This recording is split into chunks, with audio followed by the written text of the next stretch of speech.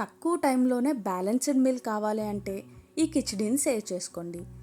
ముందుగా ఒక గ్లాస్ పెసరపప్పు గోల్డెన్ బ్రౌన్ కలర్ వచ్చే వరకు డ్రై రోస్ట్ చేసుకోండి.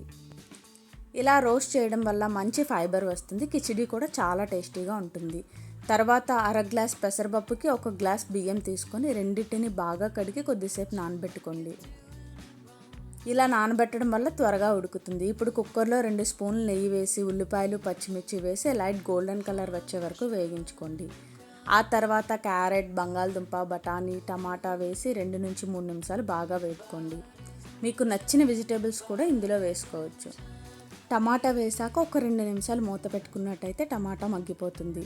ఇప్పుడు అల్లం వెల్లుల్లి పేస్ట్ వేసి పచ్చివాసన పూర్తిగా పోయే వరకు వేపి కొత్తిమీర కూడా వేయండి.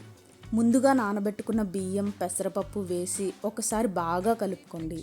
ఇలా కలపడం వల్ల అన్నీ సమానంగా కలుస్తాయి.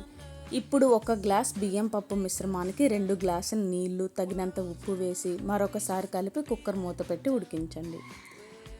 కుక్కర్ ఓపెన్ చేసిన తర్వాత కావాలంటే ఒక చిన్న స్పూన్ నెయ్యి వేసి కలిపితే రుచి ఇంకా బాగుంటుంది. అంతే, వేడి వేడి కిచిడీ రెడీ అయిపోతుంది. పెసరపప్పు వల్ల ప్రోటీన్, వెజిటేబుల్స్ వల్ల ఫైబర్ కూడా లభిస్తుందో కామెంట్లో చెప్పండి. వీడియో నచ్చితే లైక్ చేయండి.